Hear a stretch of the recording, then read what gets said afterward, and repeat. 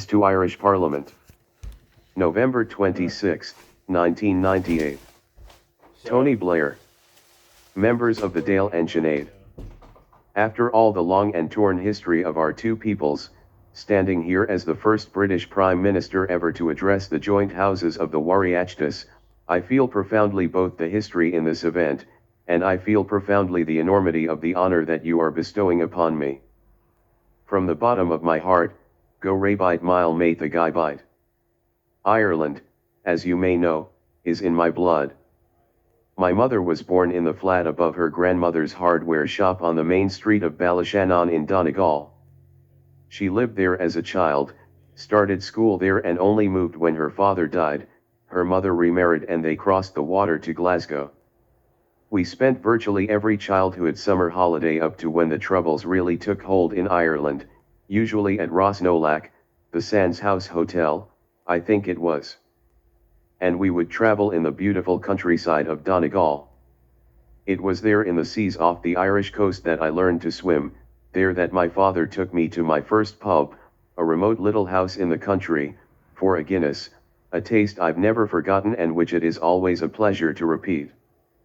Even now, in my constituency of Sedgefield, which at one time had 30 pits or more, all now gone, virtually every community remembers that its roots lie in Irish migration to the mines of Britain.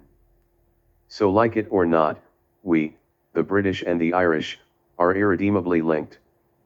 We experienced and absorbed the same waves of invasions, Celts, Vikings, Normans all left their distinctive mark on our countries.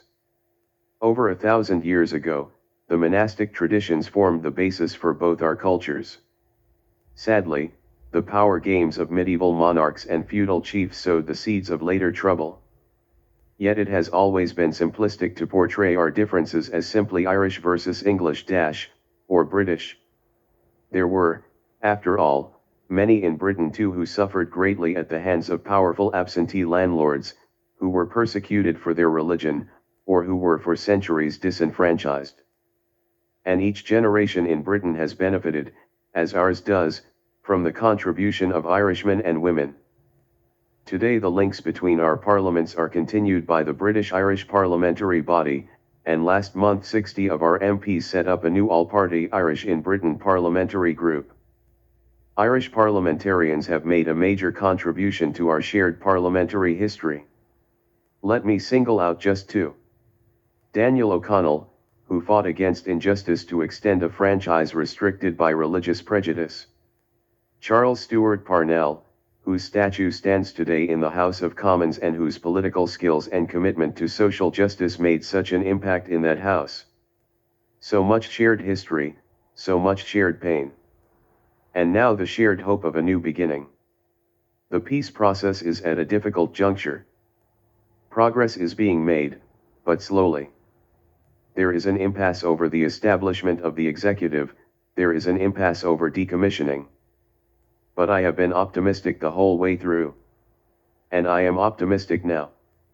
Let us not underestimate how far we have come, and let us agree that we have come too far to go back now. Politics is replacing violence as the way people do business. The Good Friday Agreement, overwhelmingly endorsed by the people on both sides of the border, holds out the prospect of a peaceful long-term future for Northern Ireland, and the whole island of Ireland. The Northern Ireland Bill provides for the new Assembly and Executive, the North-South Ministerial Council, and the British-Irish Council.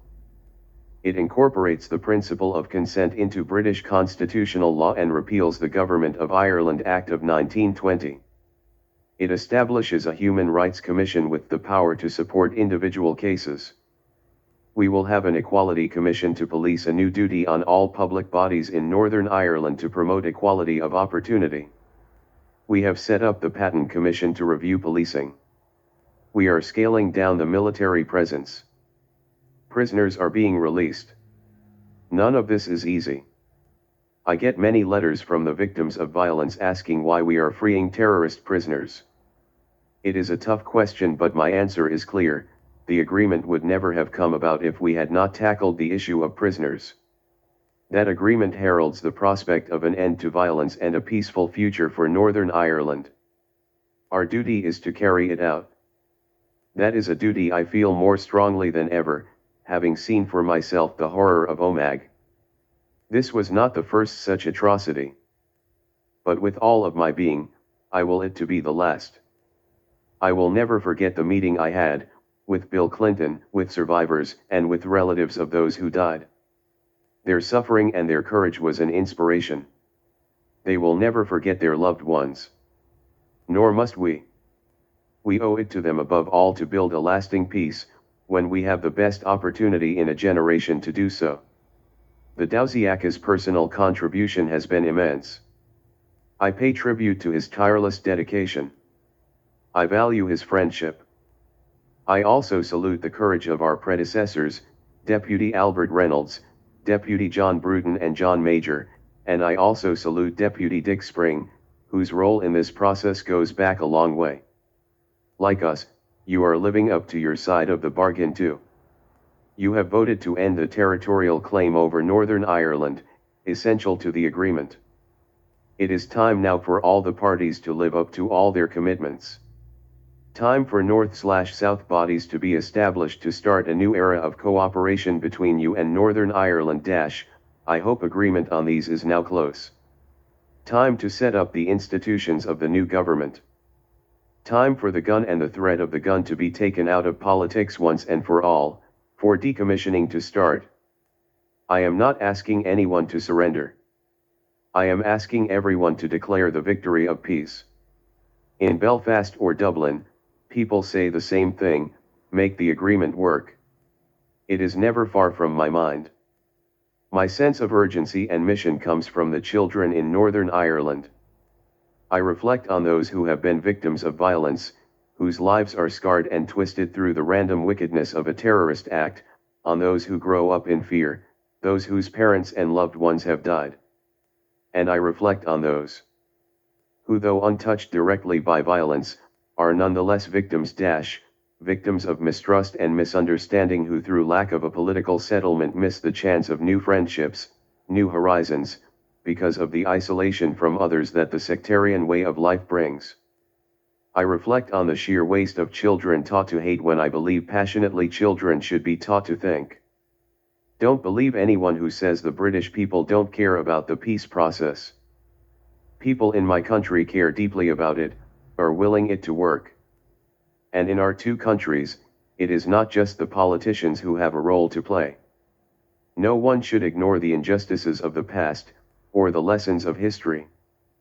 But too often between us, one person's history has been another person's myth. We need not be prisoners of our history. My generation in Britain sees Ireland differently today, and probably the same generation here feels differently about Britain. We can understand the emotions generated by Northern Ireland's troubles, but we cannot really believe, as we approach the 21st century, there is not a better way forward to the future than murder, terrorism, and sectarian hatred. We see a changed Republic of Ireland today. A modern, open economy. After the long years of emigration, people beginning to come back for the quality of life you now offer. A country part of Europe's mainstream, having made the most of European structural funds but no longer reliant on them. Some of the best business brains in the business world. Leaders in popular culture, U2, The Corrs, Boyzone, Bewitched. A country that had the courage to elect its first woman president and liked it so much, you did it again, and the politics of Northern Ireland would be better for a few more women in prominent positions too. And you see, I hope, a Britain emerging from its post-empire malaise, modernizing, becoming as confident of its future as it once was of its past. The program of the new Labour government. Driving up standards in education. Welfare reform. Monetary and fiscal stability as the foundation of a modern economy. Massive investment in our public services tied to the challenge of modernization, a huge program of constitutional change, a new positive attitude to Europe. It is a program of national renewal as ambitious as any undertaken in any Western democracy in recent times. It is precisely the dramatic changes in both countries that allow us to see the possibilities of change in our relationship with each other. It will require vision, but no more than the vision that has transformed Ireland. It will require imagination, but no more than that shown by the British people in the last 2 years. The old ways are changing between London and Dublin. And this can spur the change and healing in Northern Ireland too. The old notions of unionist supremacy and of narrow nationalism are gradually having their fingers prized from their grip on the future. Different traditions have to understand each other. Just as we must understand your yearning for a united Ireland, so too must you understand what the best of unionism is about. They are good and decent people, just like you. They want to remain part of the UK-, and I have made it clear that I value that wish. They feel threatened.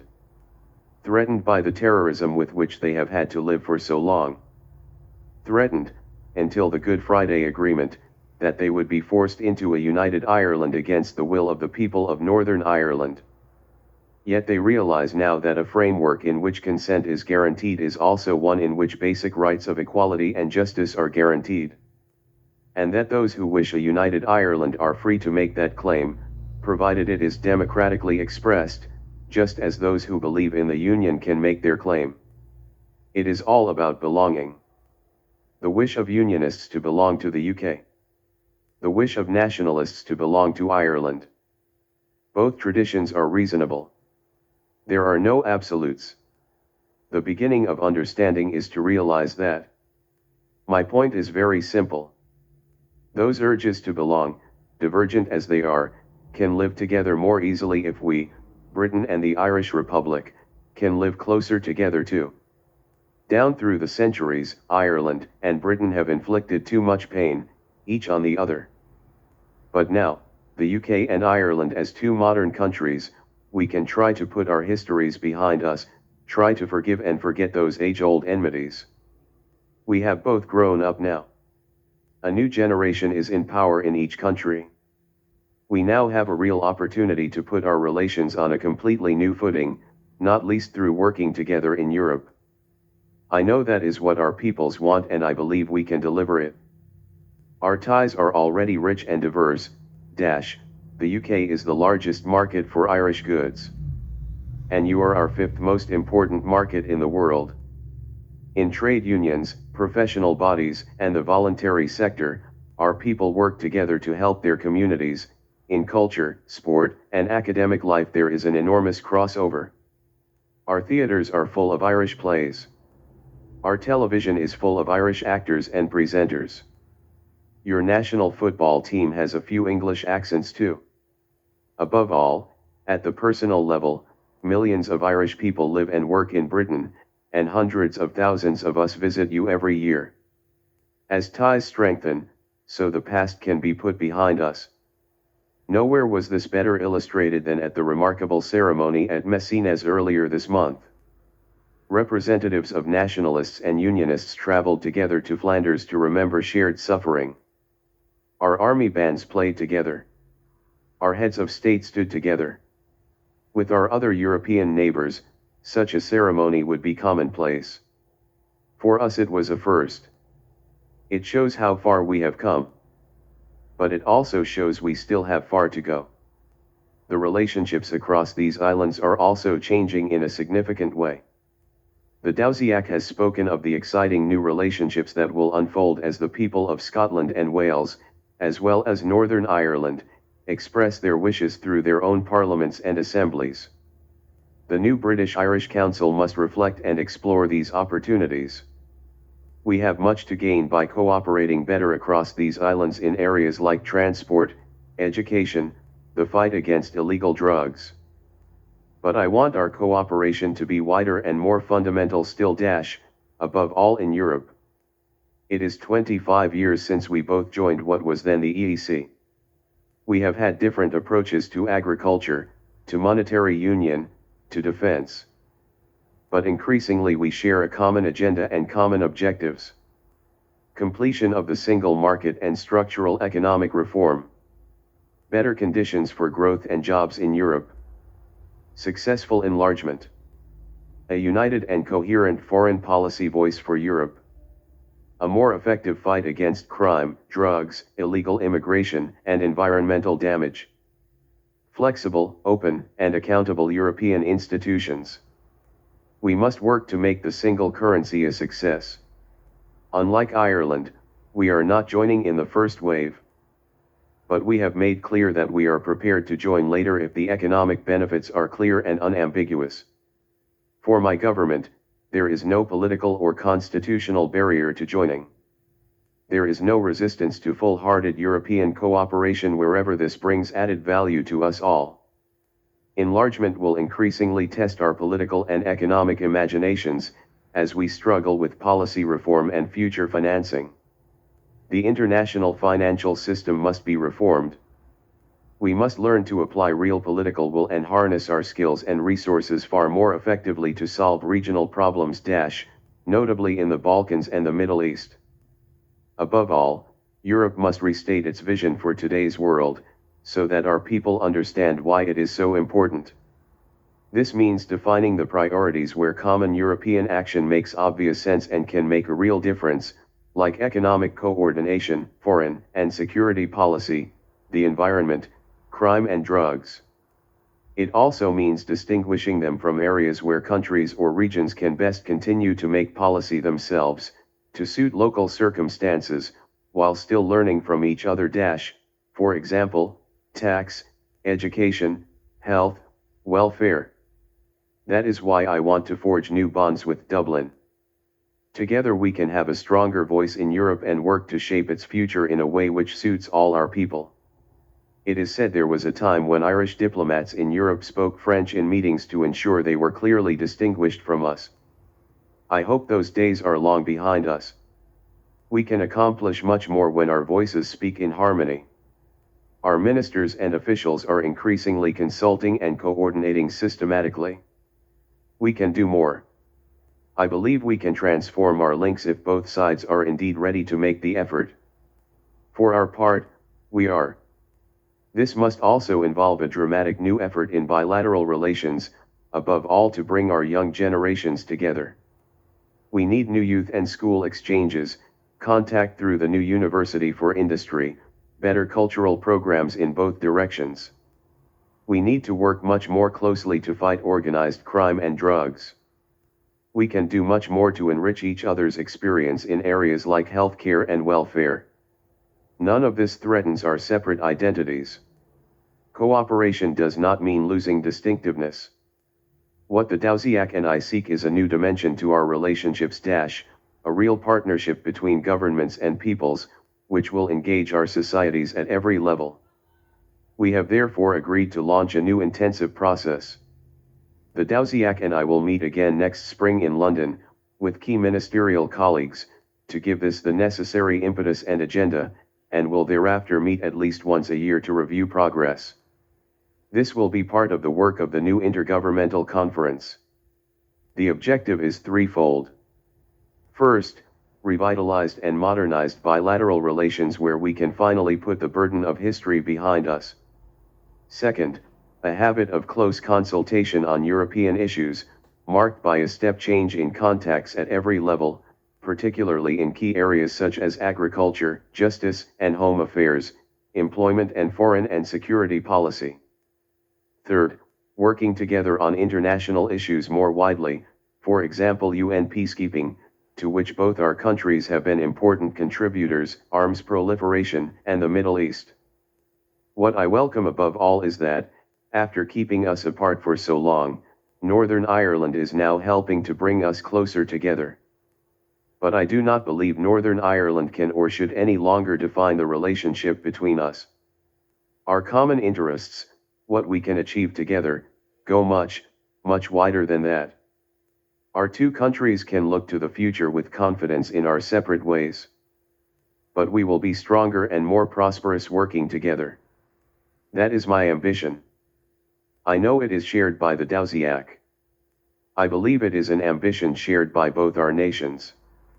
The 21st century awaits us. Let us confront its challenge with confidence, and together give our children the future they deserve.